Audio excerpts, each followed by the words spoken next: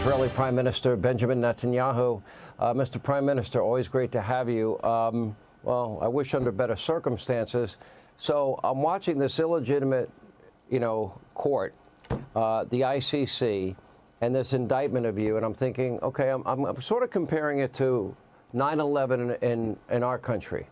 And we lost 2,977 Americans. Now, based on the population size of Israel, and I've been there many times, it would be the equivalent of what happened October 7th to losing 40,000 Americans in a single day.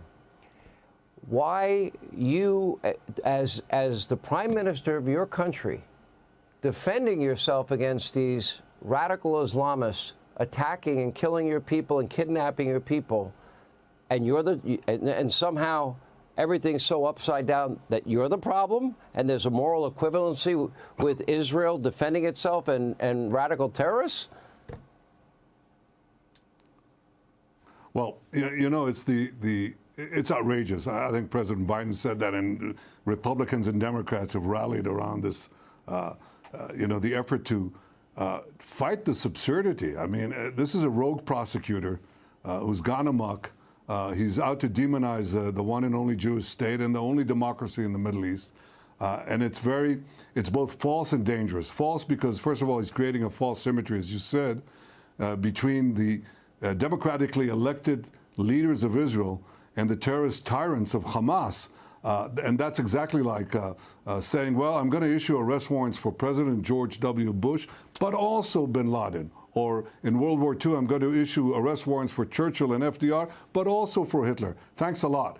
It's a false symmetry. It's a despicable symmetry. And of course, this prosecutor never goes after the tyrants of Tehran or the butchers of Syria or what is happening in Yemen, the killers of Yemen or anywhere else, or North Korea, anywhere else. He's going after us because he's out to demonize Israel and really fan the flames of anti-Semitism. The second thing is the charges are false. He's accusing us of deliberate starvation. What a pack of lies. I mean, we put in 20,000 trucks, 500,000 tons of food and medicine. The price of food in Gaza has plummeted. Because markets don't lie. We've got people receive about 3,000 calories per day compared to the 2,000 that's required. It's a bunch of baloney. And yet, if you repeat a lie often enough, and if you have slanted UN organizations dominated by Hamas and its killers to give you these informations, it's completely false. So I think he didn't even bother to investigate. I don't know if you know that. He just received these false, contentious and misleading charges and took them as face value and then slammed this on Israel. So it's false, but let me tell you why it's dangerous. Because, Sean, Israel is first, but America is next, and all democracies are next. Because if this is allowed to, if Israel is bullied into not stopping these terrorists and getting rid of these terrorists, then all democracies will be imperiled. And it's also dangerous because he's pouring gasoline on the fires of anti-Semitism that are raging on U.S. campuses and around the world because people think this is a serious organization, the ICC. It'll take time for them to know what a farce it is. And so he's really stoking the fires of Jew hatred around the world, and it never stops with Jew hatred. It inflames entire societies. You see that on the campuses of the United States. Well, with President Trump, he withdrew from this. President Biden went back into it. I know he condemned it. However, the fact that I think America should pull out again as a result of this. I think every Western country should pull out and have no association with it, which brings up the broader question, and I've said this for years, that look at the UN, for example. They have historically been anti-Semitic and anti-American. Why are we funding with U.S. tax dollars the majority of funds for the UN? What about the WHO? They lied to the world about COVID. Why the WEF? Why the Paris Climate Accords that grant the status of developing nations to China and India? How do any of these globalist organizations make any sense? This one is probably the worst of all of them. Well, it's certainly going down that route. People used to take the General Assembly of the UN seriously. Well, it passed more resolutions against Israel than I think all the other countries combined. The so-called Human Rights Council of the UN also taken seriously, and then people saw that it passed more resolutions on Israel than all the rest of the world combined, including North Korea, Iran, Yemen, Syria, you name it. So obviously they lost all their legitimacy. And this rogue prosecutor with his false symmetries and his false charges is doing exactly the same to the world, to this ICC. And it remains to be seen whether the judges will go down that route too. They might, and then it'll become a kangaroo court for all the world to see. So I think that's, if he wants to put a stain on Israel, he's putting a stain on himself. And I'm very glad now that in the U.S. Congress there's a very strong effort, which is bipartisan, and I hope it continues to conclusion. I'm sure it will, to put sanctions on anyone who does this in the ICC. I think it's the least that should be done, and I expect it to have a lasting effect. I think it's important. I'm very glad to see a lot of countries, a lot of serious leaders have stood up and said this is absurd. We can't accept this. Well, this would be the same as George W. Bush after 9/11 being indicted the same way you were. Listen, the only people Israel is guilty of willfully killing are terrorists, the people that started the war. So let's be very clear. Let me ask you another question and move on to a different topic. And I know Israel said they had no part to play at all in the helicopter crash of the Iranian president, better known, by the way, as the Butcher of Tehran. And what bothers me, though, is the Biden State Department sent Iran condolences. The UN held a moment of silence. Now, the #1 state sponsor of terror, Mr. Prime Minister, the last time I checked, was the Islamic Republic, Iran. They helped plan and plot and scheme and provide weaponry for the October 7th attacks against your country. They're providing Hezbollah in the north and Lebanon with weapons to fire into your country. They are arming the Houthi rebels, also firing weapons and rockets into your country. And why would anybody offer condolences to the death of one of the worst terrorists in world history? Can you explain that? Because I'm not that happy that my country did that. Well, you'll have to ask the administration that question, but I'll tell you who I offer condolences to.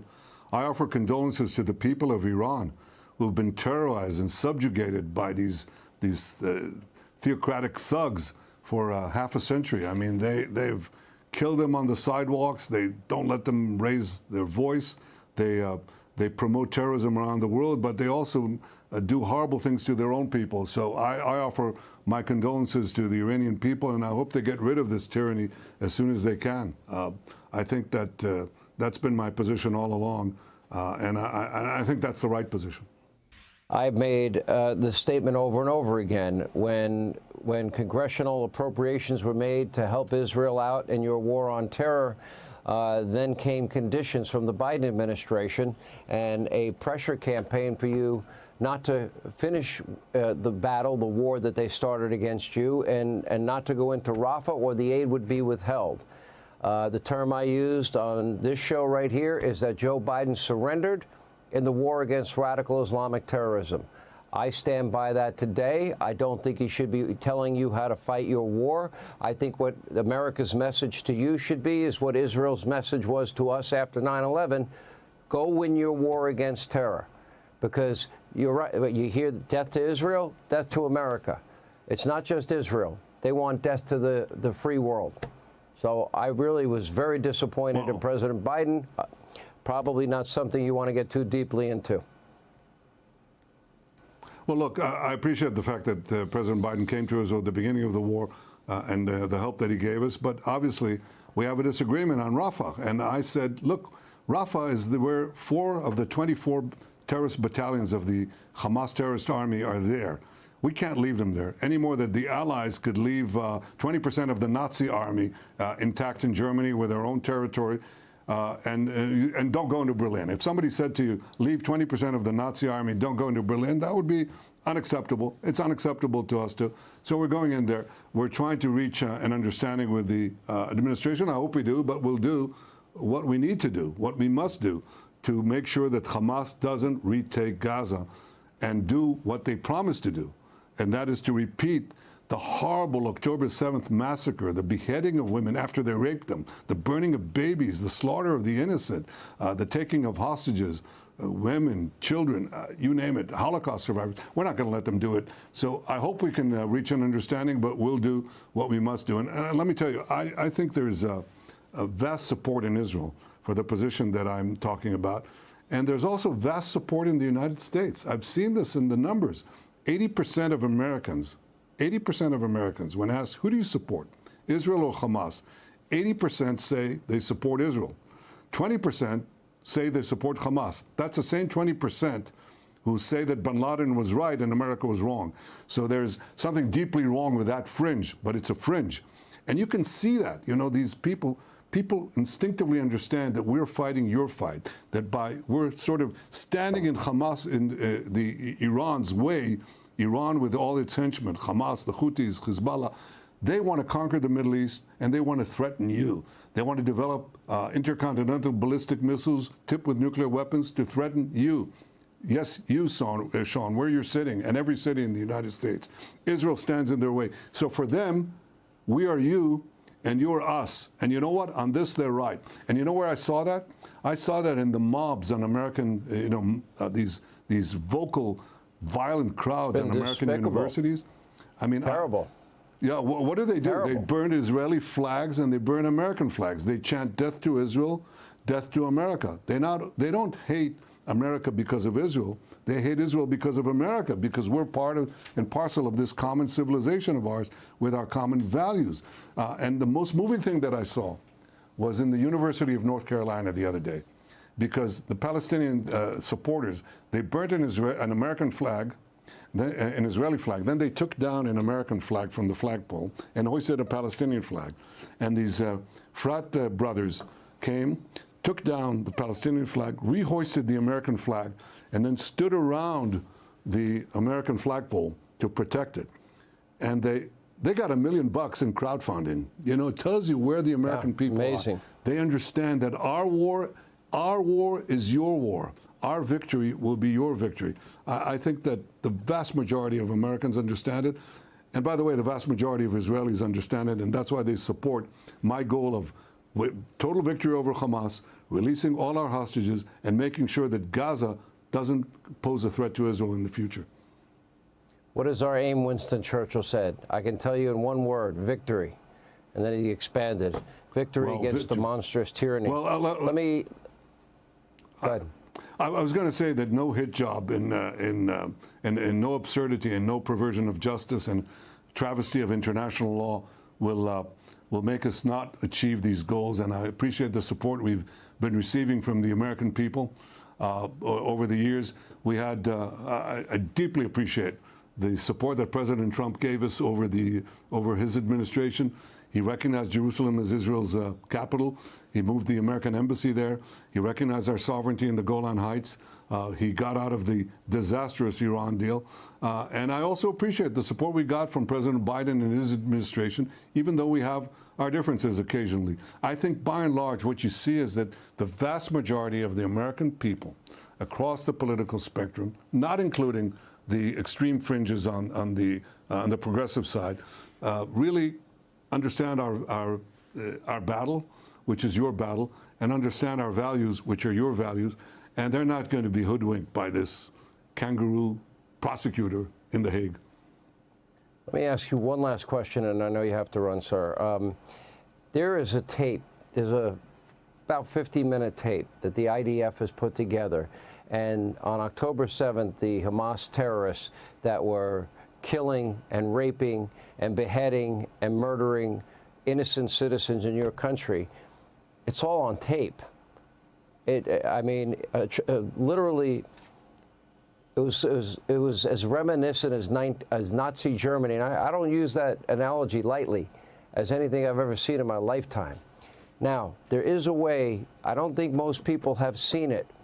I do believe if people saw it, it would change the opinion of many people. I understand the reluctance and resistance because it would impact families, but you could certainly pixel out the faces of the innocent that are slaughtered in this tape. I would like to one day air that. Is that possible? I'm going to check that and double check that, because I've asked the same question, and we've had the difficulty that you mentioned with the families. We'll do what we can, because I think you're right. I think if people see the horrors, the savagery, the worst violence meted on the Jewish people since the Holocaust, yeah, I think it would sway a lot of people to understand what we're up against. And in fact, 80 years ago in the Holocaust, we were completely defenseless. I mean, nobody came to our aid, and we were slaughtered in horrible ways. Here, these Hamas terrorists backed by Iran had the same intent as the Nazis. They would kill every last man, woman, and child in Israel if they could. They would slaughter millions of Jews here. But they had the same intent, but not the same capability. Because after the surprise attack, you know, we rebounded, and now we're killing these terrorists. They're targeting them, not the population. We're comporting with the laws of war, but we're finishing them off, and we intend to complete the job. Because the days when Jews are slaughtered and are defenseless are gone. They're not going to be. That's because we always say no more, you know, never again. Well, never again is now. Well, just to be clear, I would make every single consideration to protect the identity, so I would not bring any more harm to families that have suffered evil in their lifetime. There are many of us, sir, that stand with Israel and are pulling for your victory in this war on terror. And frankly, I'm very confident you will win it, and win it decisively. And as President Trump says, I hope it happens quickly. These are rough times. Thank you, sir, for being with us. Thank you, Sean. Thank you, and God bless America. Thanks for watching. Drop a comment below. Don't forget to like, share, and hit subscribe to stay updated with our latest content. Until next time, stay informed and inspired. This is Dejobnik signing off.